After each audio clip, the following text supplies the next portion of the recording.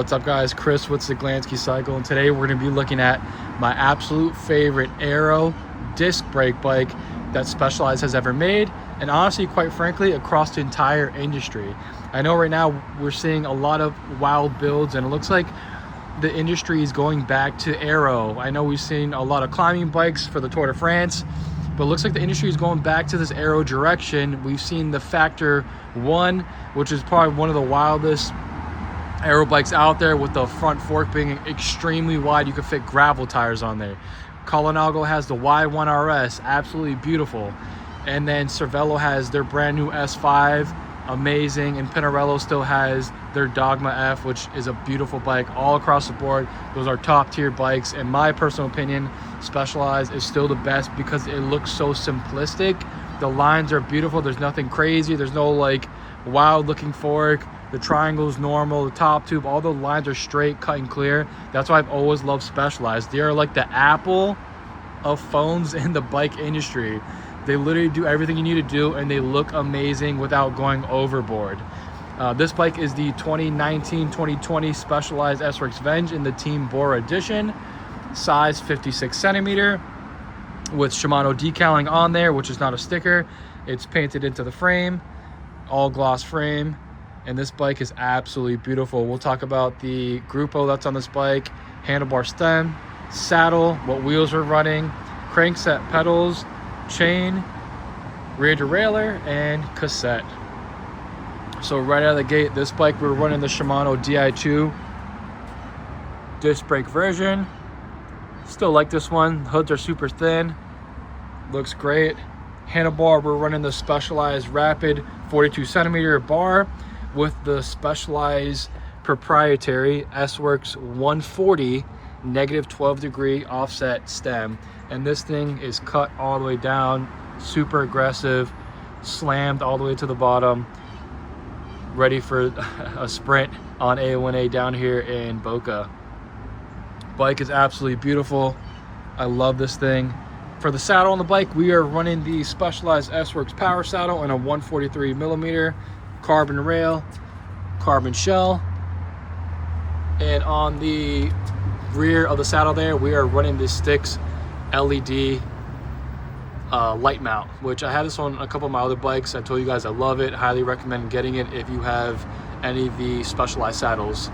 For seat posts, we are running the Specialized 0 degree offset S-Works Venge, and on the back side there, the junction box is integrated into the saddle. I know we talked about on some variations of this, the junction box was in the end cap of the handlebar on the SL6, and then other models it got phased out and became on the rear derailleur for the charging area there. On wheels on the bike, we're running the Roval CLX 64s with the CeramicSpeed carbon bearings. Tires are the Specialized Turbo Cottons 700 by 30C, and running normal tubes in there. No tubeless setup on this bike, which is completely fine. If you guys know me, I way more prefer tubes than running a tubeless setup. In my opinion, I think just a tubeless setup gets messy, and quite frankly, I'm old-fashioned. I just like putting a tube in there. It works great, easier to do. I carry one in my spare bike bag when I'm riding, and that's the way I just like doing it. I know the industry is tubeless ready, you know, run low PSI. I get that. I like running tubes. Bottle cage on the bike is the Specialized S-Works rib cage bottle with the Team Bora Tax bottle cage. On the crankset of the bike, we're running the Specialized S-Works 172 crank arms with the Praxis 5442 teeth chain ring. I know for a 2x setup that's kind of on the bigger side, most guys are running a 5339 or a 5236. Anything bigger than a 54, usually guys do a 1x setup, unless you're one of the pros who are running like a 54, 42 or something in the range of that. I know Remco just got swapped over to the Team Bora Hands Grow team, and he's just running a 1x setup on his SRAM Red 12 speed, which I love that better.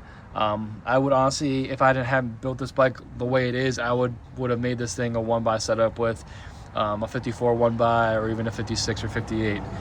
For the rear derailleur, it's a Shimano Durace Di2 with the CeramicSpeed OSPW and an 1123 cassette, which is a Shimano Ultegra.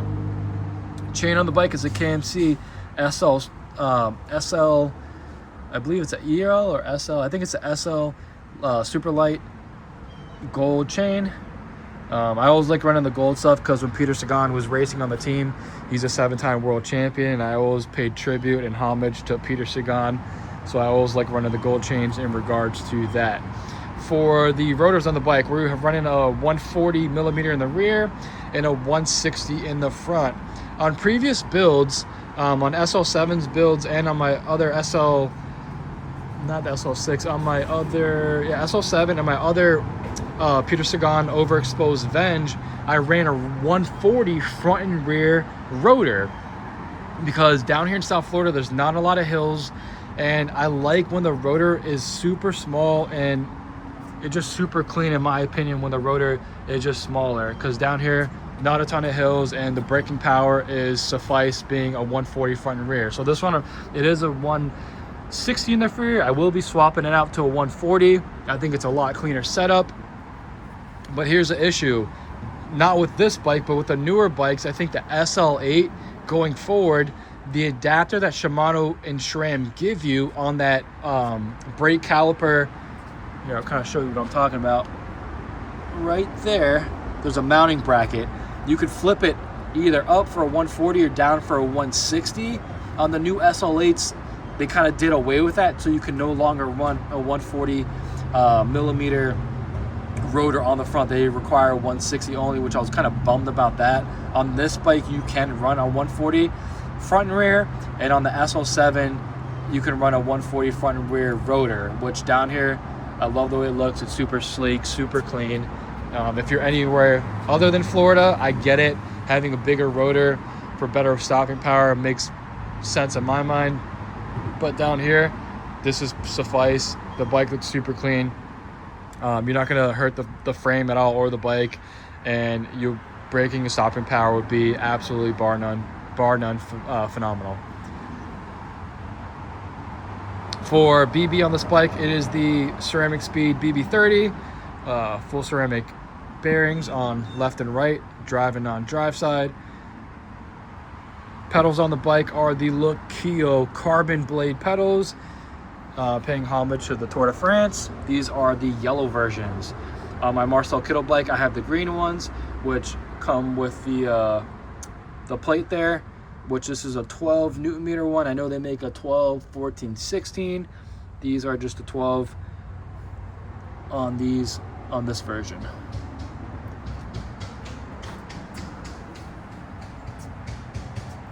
But that's it for this one, guys. If you have any questions on this bike, on this build, your thoughts, let me know. Drop them down in the comment box below, and don't forget to like and subscribe, and we'll catch you guys in the next video.